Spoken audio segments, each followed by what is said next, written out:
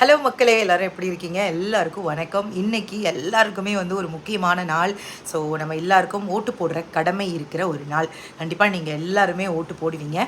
மறக்காமல் ஓட்டு போடுங்க. உங்கள் மனசுக்கு யார் சரி அப்படின்னு படுதோ அவங்களுக்கு ஓட்டு போடுங்க. சில பேர் நினைப்பாங்க, ஓட்டு போட்டு என்ன மாறப்போகுது, ஓட்டு போட்டு என்ன நடக்க போகுது அப்படிங்கிற ஒரு வெறுமையில் ஓட்டு போடாமலே வீட்டில் இருப்பாங்க. கண்டிப்பாக அந்த மாதிரியான முடிவு எடுக்க வேணாம். நம்ம என்ன பிரச்சனை நடந்தாலும் கேள்வி கேட்குறோம்ல, நமக்கு கேள்வி கேட்குறதுக்கு ஒரு உரிமை இருக்குல்ல, அந்த உரிமை தான் ஓட்டு அப்படிங்கிறது என்னுடைய தனிப்பட்ட கருத்து. நாளைக்கு ஏதாவது நம்ம கேள்வி கேட்கும்போது இது எதுக்கு நீங்கள் கேட்குறீங்க அப்படின்னு மேலேருந்து ஏதாவது குரல் வந்ததுன்னா, நாங்கள் ஓட்டு போட்டிருக்கோம், கேள்வி கேட்போம் அப்படிங்கிற அந்த வார்த்தை நம்ம வாயிலேருந்து வரணும். ஸோ அதுக்காக ஓட்டு போடுங்க.